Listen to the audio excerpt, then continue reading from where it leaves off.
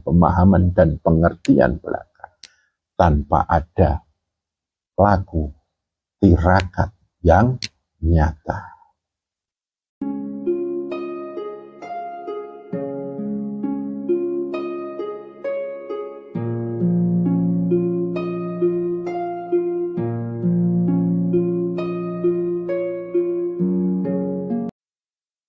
Saudara-saudaraku,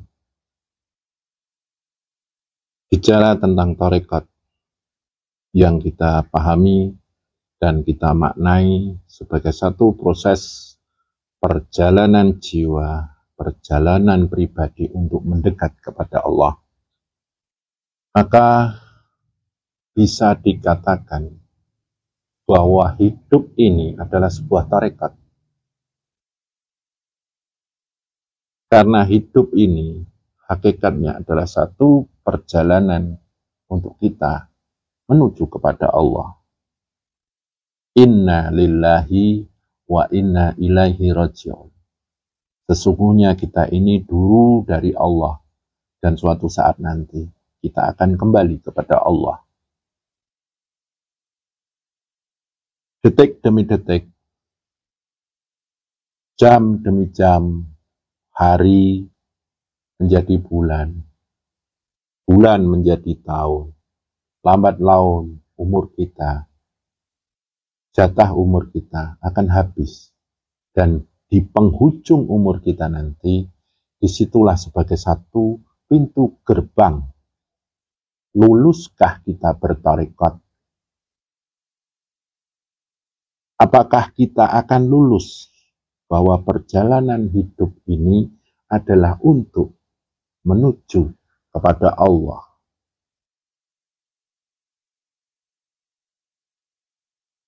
Menghadapi dan mensikapi semua itu, maka kita perlu bermawas diri, berintrospeksi.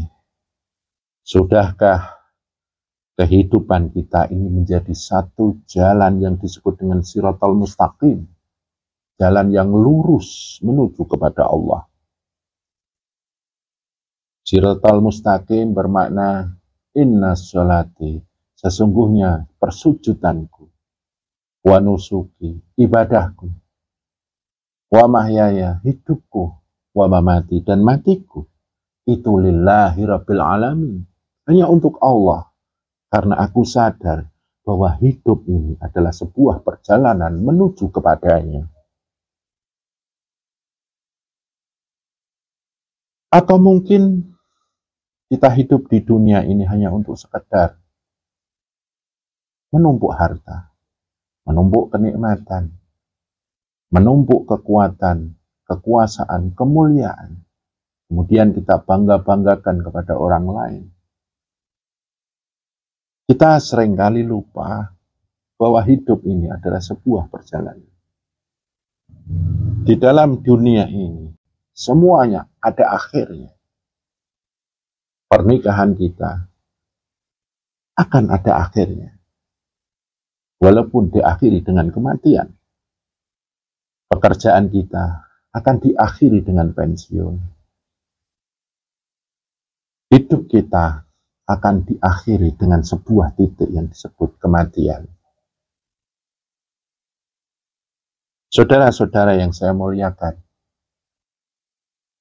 Shiratal Mustaqim, jalan yang lurus kepada Allah, itu berhubungan dengan keimanan kita, keislaman kita, budi pekerti kita, ibadah kita. Shiratal Mustaqim ada satu sistem, zahir batin kita, cipta, rasa, dan karsa kita. Sistem perjalanan kita yang benar-benar li ridhailah wali kalimatillah. Semuanya lillahi rabbil alamin. Kita perlu mempertanyakan keimanan kita. Sudahkah kita menjadi orang yang beriman? Sementara kita, pikiran kita, isinya cuma duniawi saja. Pikiran kita penuh dengan angan-angan, penuh dengan cita-cita, penuh dengan tujuan, penuh dengan satu titik yang harus kita tuju, yang bersifat duniawiyah belaka. Entah ingin kaya, entah ingin mulia, entah ingin jadi ini, jadi itu, yang semuanya bersifat duniawiyah. Apakah kita layak menyebut diri kita iman, sementara cipta kita, pikiran kita, akal kita tidak berketuhanan? Kepala ini berisi duniawiyah belaka. Allah tidak melarang kita menata dunia. Sebab di dalam surat Yasin dikatakan, وَذَلَّلْنَاهَا لَهُمْ وَمِنْهَا رَكُوبُهُمْ وَمِنْهَا يَأْكُلُونَ. Allah menundukkan isi dunia ini untuk manusia. Sebagian boleh dimakan, sebagian boleh dikendarai. Untuk kemaslahatan penghidupan manusia selaku khalifah di bumi ini. Tapi jangan lupa, kita punya Tuhan. Sementara kita ketika menata dunia, kepala kita berisi dunia belaka. Tanpa ada satu kesadaran yang disebut kesadaran berketuhanan. Sadar Tuhan. Pikiran kita harus bertauhid. Sudahkah bertauhid pikiran kita? Hati kita, contohnya juga yang sudah diliputi oleh nafsu lawamah, berharap, berkeinginan, berkemauan tentang kecukupan di dunia ini.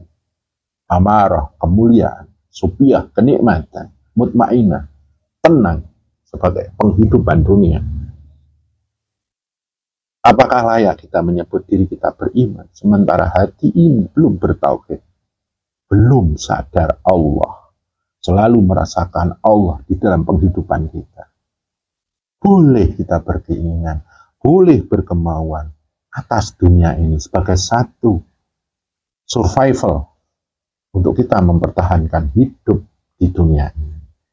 Tapi kita harus sadar bahwa dulu sebelum kita lahir di dunia ini, kita pernah berjanji kepada Allah ketika Allah bertanya, Alastu birabbikum?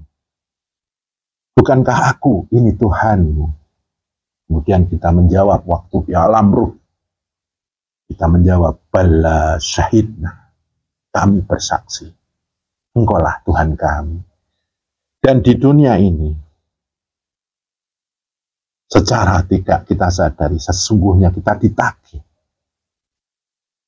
Janji kita, sudahkah kita tepati? Dan akhirnya, kita bisa menjawab dengan mengatakan, Inna sholati wa nusuki wa mahyaya wa mamati lillahi rabbil alamin. Itu bukan hanya sebuah teori belaka, tapi itu harus kita nyatakan dalam kehidupan kita berketuhanan. Orang yang beriman itu harus berketuhanan, iman kepada Allah.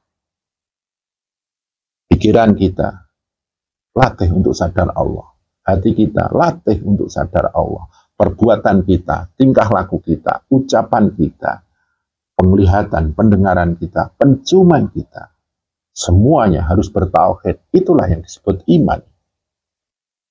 Bagaimana kita akan menyebut diri kita ini beriman, sementara pikiran kita tidak berketuhanan, hati kita tidak berketuhanan, indera kita, gerak kita, tubuh kita tidak berketuhanan.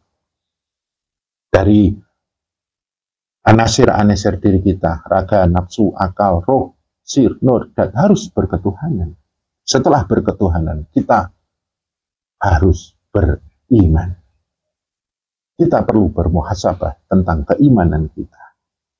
Harus ada satu balancing, satu keseimbangan, fidini, wa dunya, wal akhirah.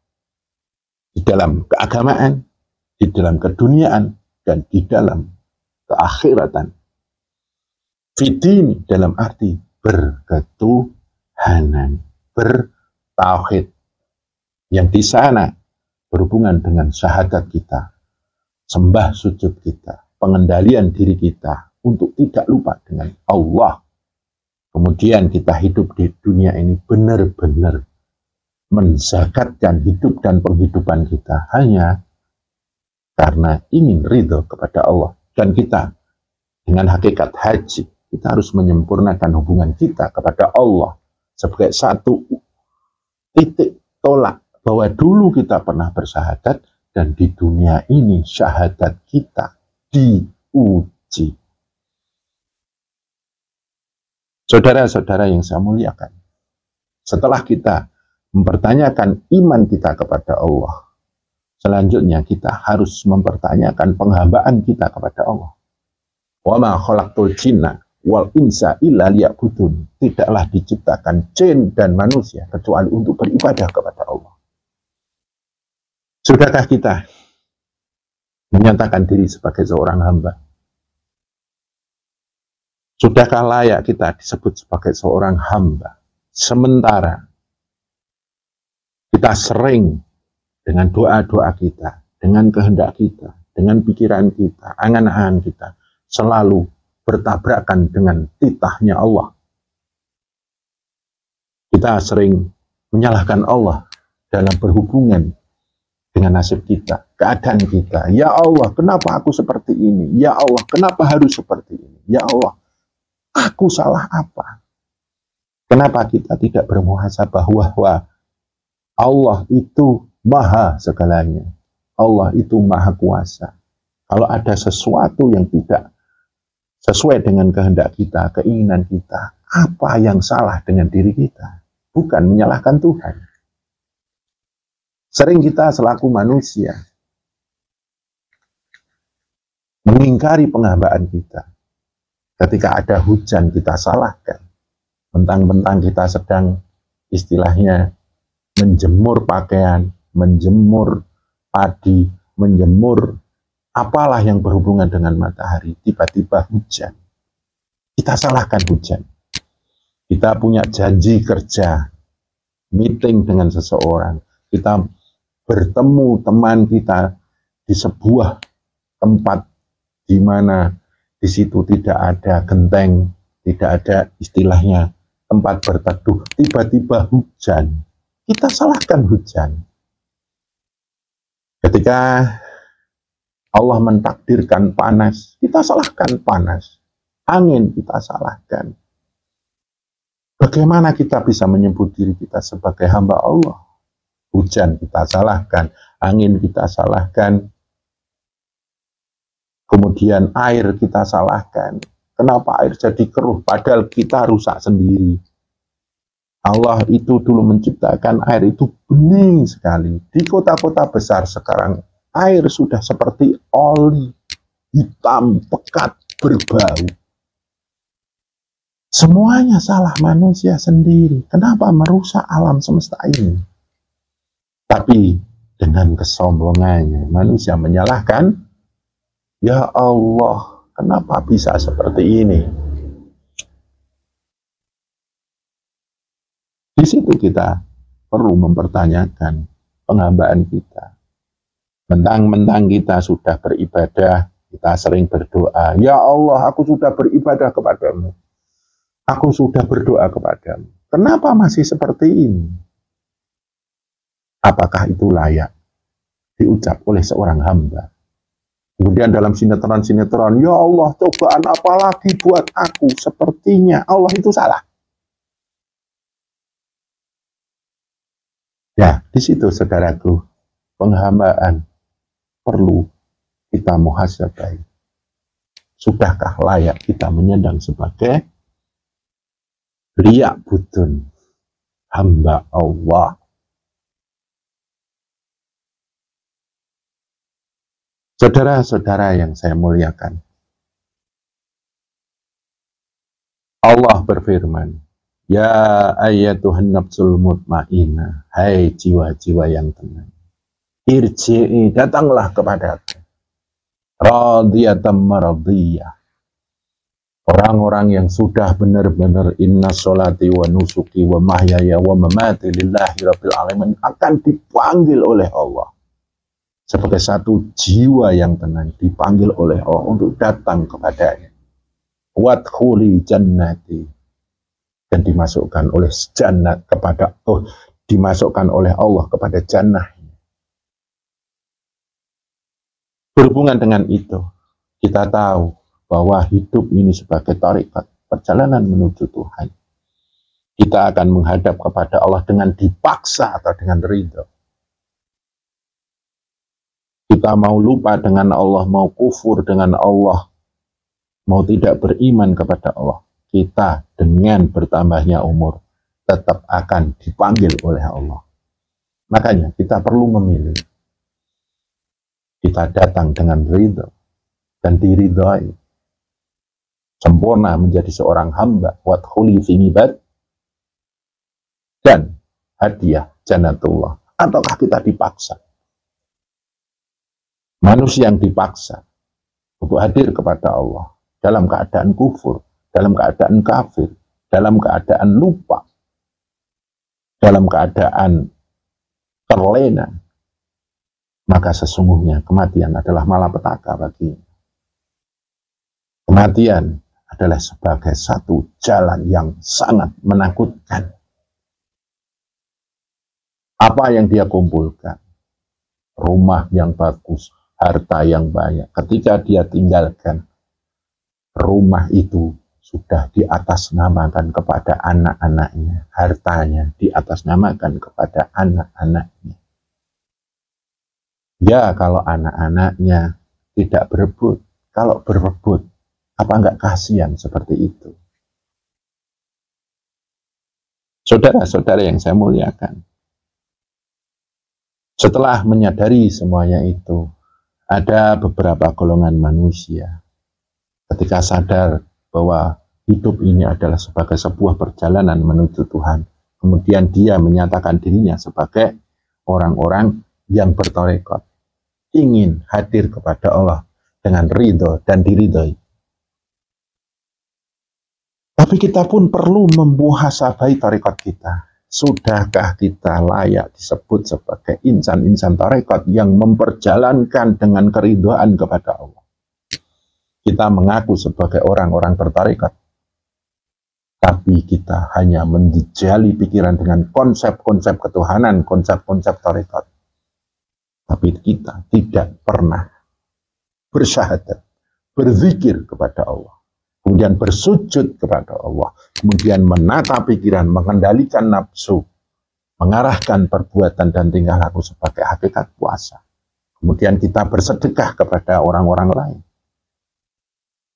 Kita banyak sekali mengaku sebagai orang-orang yang bertarekat, tapi dia terjebak dalam kumparan ilmu belaka, pemahaman dan pengertian belaka, tanpa ada laku tirakat yang nyata. Tarekat yang nyata, tirakat bahasa Jawa, tarekat bahasa Arab. Saya pun, walaupun dikatakan saya itu mursyid tarekat, saya perlu bermuhasabah. Apa sudah layak saya ini disebut sebagai orang yang bertarekat? Kita semuanya dalam posisi yang sama. Walaupun dikatakan sebagai mursyid tarekat, kalau dia tidak bisa menyatakan dirinya sebagai orang yang bertarekat, sesungguhnya dia sedang menipu dirinya sendiri. Maka dari itu, saudara-saudaraku, inilah pentingnya bermuhasabah, pentingnya bermawas diri, pentingnya koreksi diri. Insya Allah, hari demi hari, waktu demi waktu, masa sekarang lebih baik daripada yang dulu, besok lebih baik dari yang sekarang. Maka seiring dengan habisnya umur kita, detik demi detik, waktu demi waktu, kita gunakan sebagai satu proses semakin dekat dan semakin dekat Dan di titik akhir, di penghujung umur kita di posisi terdekat dengan Allah. Dan disitulah kita akan disambut oleh Rahman, Rahimnya Allah, welas asihnya Allah. Saudara-saudara yang saya muliakan, mungkin itu yang saya haturkan pada kesempatan hari ini. Semoga bermanfaat, bil khusus untuk saya pribadi dan panjenengan semuanya. Kurang lebihnya mohon maaf. Matur nuwun.